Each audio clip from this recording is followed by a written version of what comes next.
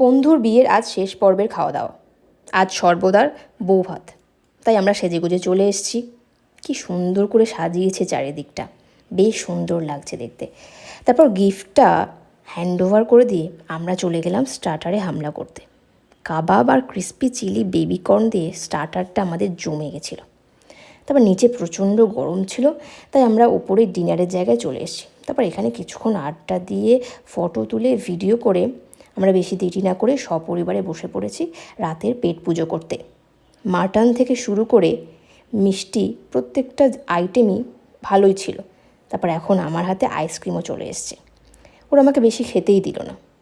মাত্র 3টে আইসক্রিম খেয়ে আমি পান চিবোতে বাড়ির দিকে রওনা দিলাম। আর যারা আমার চ্যানেলে নতুন তারা আমার চ্যানেলটা তাড়াতাড়ি সাবস্ক্রাইব করে নাও, আর ভিডিওগুলো ভালো লাগলে লাইক, কমেন্ট ও শেয়ার করে দিও।